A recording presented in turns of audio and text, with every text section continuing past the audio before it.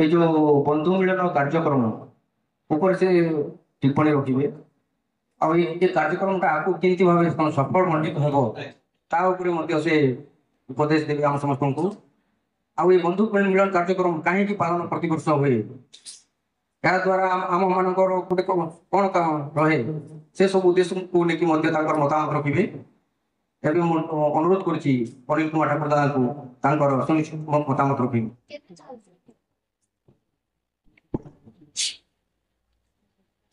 ଠାକୁର ପରିବାର ବନ୍ଧୁ ମିଳନ କାର୍ଯ୍ୟକ୍ରମ ଆଜି ଅନୁଷ୍ଠିତ ହେବାକୁ ଯାଉଛି।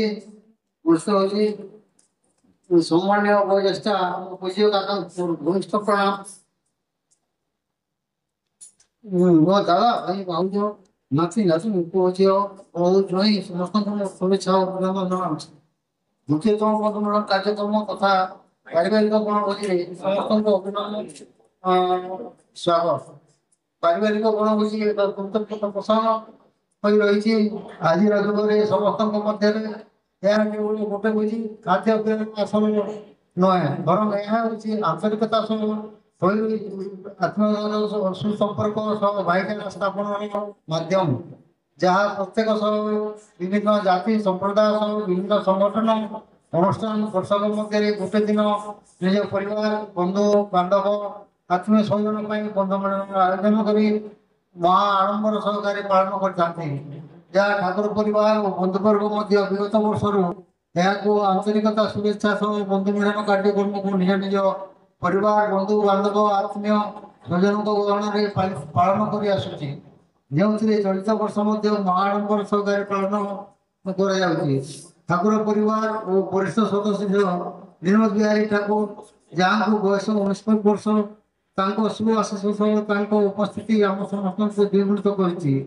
ଏହି ଅଭୁଲା ମୁହୂର୍ତ୍ତର ବନ୍ଧୁ ମିଳନ ତାଙ୍କ ଉପସ୍ଥିତି କିଛି ମାଇଲ ଖୁଣ୍ଟଠୁ କମ୍ ନୁହଁ ଆମମାନଙ୍କ ପାଇଁ। ତାଙ୍କୁ ଆନ୍ତରିକତା ସହ ସମ୍ମାନ ଦେଇ ସ୍ୱାଗତ କରୁଛୁ। ଅନ୍ୟପଟେ ଦ୍ୱିତୀୟ ବରିଷ୍ଠ ପରିବାର ସଦସ୍ୟ ଅଶୋକ କୁମାର ଠାକୁରଙ୍କ ସ୍ୱାସ୍ଥ୍ୟଗତ ସମସ୍ୟା ରହିଥିବାରୁ ତାଙ୍କ ପରିବାରର ସମସ୍ତ ସଦସ୍ୟ ଅନୁପସ୍ଥିତ ରହିଛନ୍ତି, ଯାହା ଚଳିତ ବର୍ଷର ଏହି ବନ୍ଧୁ ମିଳନ କାର୍ଯ୍ୟକ୍ରମ ଅବସରରେ ଆମେ ଉପସ୍ଥିତ ସମସ୍ତ ସଦସ୍ୟ ତାଙ୍କ ଅନୁପସ୍ଥିତିକୁ ହୃଦୟଙ୍ଗମ କରିପାରୁଛୁ ଏବଂ ତାଙ୍କ ଆଶୁ ଆରୋଗ୍ୟ କାମନା କରୁଛୁ। ଠାକୁର ପରିବାରର ମୁଖ୍ୟ ସଦସ୍ୟ ଭାବେ ରହିଥିବା ଅଶୋକ କୁମାର ଠାକୁରଙ୍କ ଅବଦାନ ବିଗତ ବର୍ଷରୁ ଅତୁଳନୀୟ ଅବଦାନ ରହିଛି ରହିଆସିଛି। ନିଶ୍ଚିତ ଭାବେ ଆଶା କରୁଛୁ ଶୀଘ୍ର ଆଗାମୀ ବର୍ଷ ଗୁଡ଼ିକରେ ଏଭଳି ପାରିବାରିକ ବନ୍ଧୁ ମିଳନ କାର୍ଯ୍ୟକ୍ରମରେ ପୂର୍ବ ପରି ଠାକୁର ପରିବାରଙ୍କ ଉପସ୍ଥିତି ମଧ୍ୟ ଉତ୍ସାହିତ କରୁଛି। ବନ୍ଧୁ ମିଳନ କାର୍ଯ୍ୟକ୍ରମକୁ ତାଙ୍କ ମଧ୍ୟ ସ୍ୱାଗତ। ଗଜାନନ ବେହେରାଙ୍କ ପରିବାର ମଧ୍ୟ ହର୍ଷ ଉଲ୍ଲାସ ସହ ଉପସ୍ଥିତ ରହିଥିବା ଲାଗି ତାଙ୍କୁ ମଧ୍ୟ ସ୍ୱାଗତ ଜଣାଉଛୁ। ତେବେ ପାରିବାରିକ ବଣଭୋଜି ହେଉଛି ଏକ ପାରମ୍ପରିକ ସାମୂହିକ ଭୋଜନ ପ୍ରକ୍ରିୟା ଶ୍ରଦ୍ଧା ସହ ଉପଭୋଗ କରିଥାନ୍ତି, ଯେଉଁଥିରେ ପରିବାର ସମସ୍ତ ସଦସ୍ୟ ଏକତ୍ରିତ ହୋଇ ଏକାଠି ବସି ବାର୍ତ୍ତାଳାପ କରିବା ସହ ବିଭିନ୍ନ ସୁସ୍ୱାଦୁ ପ୍ରସ୍ତୁତ ବ୍ୟଞ୍ଜନର ଆନ୍ତରିକ ସ୍ନେହ ଶ୍ରଦ୍ଧା ସହ ଉପଭୋଗ କରିଥାନ୍ତି, ଯାହା ରହିଥାଏ ଏକ ନିଆରା ଚିତ୍ରାଫଳରେ ଉପସ୍ଥିତ ଥିବା ଛୋଟ ଛୋଟ କୁନି ପୁଅ ଝିଅ ଏହାକୁ ହୃଦୟଙ୍ଗମ କରି ଆନ୍ତରିକତା ସହ ଆପଣେଇଥାନ୍ତି ନିଜ ମଧ୍ୟରେ, ଯାହା ଆଗକୁ ଏମାନେ ଏକ ଶିକ୍ଷଣୀୟ ଢାଞ୍ଚାରେ ପରିଗଣିତ ହେବେ ଓ ଉତ୍ତମ ସଂସ୍କାର ସହ ସୁସ୍ଥ ସବଳ ସମାଜ ଗଢ଼ିବାରେ ଆଗାମୀ ଯୁବପିଢ଼ି ପ୍ରତିଫଳିତ ହେବ।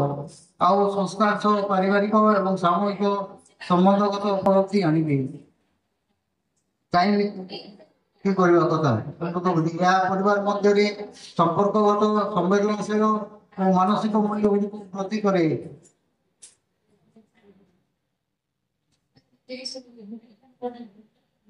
ପାରିବାରିକ ବଣଭୋଜି ଏକ ସାମୂହିକ ଅନୁଭୂତି ଦେଇଥାଏ, ଯାହା ପରିବାରର ସମସ୍ତ ସଦସ୍ୟଙ୍କୁ ଏକାଠି କରେ ଓ ସମୟ କଟାଇବାର ସୁଯୋଗ ପ୍ରଦାନ କରେ। ପରମ୍ପରା ଓ ସଂସ୍କୃତି ଏହି ଧାରା ଏକ ଐତିହାସିକ ସାମୂହିକ ପଦ୍ଧତିକୁ ସ୍ଥାପନ କରେ, ଯାହା ସାମାଜିକ ଓ ସାଂସ୍କୃତିକ ଅନୁସୃତିରେ ଗୁରୁତ୍ୱପୂର୍ଣ୍ଣ। ପରିବାର ମଧ୍ୟରେ କୋଣ ସ୍ଥାପିତ ହୋଇଥାଏ। ପାରିବାରିକ ବଣଭୋଜି ସମ୍ପର୍କରେ ସ୍ଥିତିଗତ ସମ୍ବନ୍ଧ ସମ୍ପୃକ୍ତି ଓ ସାମୂହିକ ସମାଧାନ ପ୍ରସ୍ତୁତି କରେ। ଏହା ସମସ୍ତ ପରିବାର ସଦସ୍ୟଙ୍କୁ ଆନନ୍ଦ ଓ ସମ୍ବେଦନଶୀଳତାର ସହିତ ଏକ ଆଧୁନିକ ଅନୁଭୂତି ପ୍ରଦାନ କରେ। ପରିବାରର ପ୍ରତ୍ୟେକ ସଦସ୍ୟ ଉପସ୍ଥିତି କେତେ ଆବଶ୍ୟକ। ପରିବାରର ବଣଭୋଜି ପରିବାରର ସମସ୍ତ ସଦସ୍ୟ ସ୍ୱଇଚ୍ଛା ସହ ସାମିଲ ହେବା ଉଚିତ।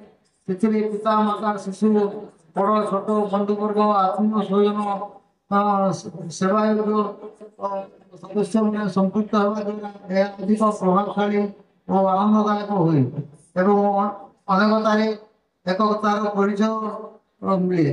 ଫଳରେ ସମସ୍ତଙ୍କ ମଧ୍ୟରେ ଏକ ଅତୁଟ ଭାଇଚାରାର ସନ୍ଦେଶ ବା ବାର୍ତ୍ତା ଯାଏ।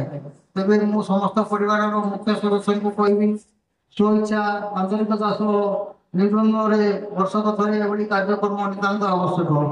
ଆଉ ଥରେ ସମସ୍ତଙ୍କୁ ବଣଭୋଜି ତଥା ଭାଇଚାରା ଏହି ବନ୍ଧୁ ମିଳନ କାର୍ଯ୍ୟକ୍ରମରେ ସମସ୍ତଙ୍କୁ ଅଭିନନ୍ଦନ ଜଣାଉଛି ଏବଂ 2024 ବର୍ଷକୁ ବିଦାୟ ଦେଇ ଆଉ କିଛି ଦିନ ପରେ ଆମେ ସମସ୍ତେ 2025 ନୂତନ ବର୍ଷକୁ ସ୍ୱାଗତ ଜଣାଇବା ସହ ସମସ୍ତଙ୍କ ଜୀବନରେ ସୁଖ ଶାନ୍ତି ସମୃଦ୍ଧିର ଢେଉ ଖେଳିଥିବା ପାଇଁ ମା ସମଲେଶ୍ୱରୀଙ୍କ ଠାରେ ପ୍ରାର୍ଥନା କରୁଛି।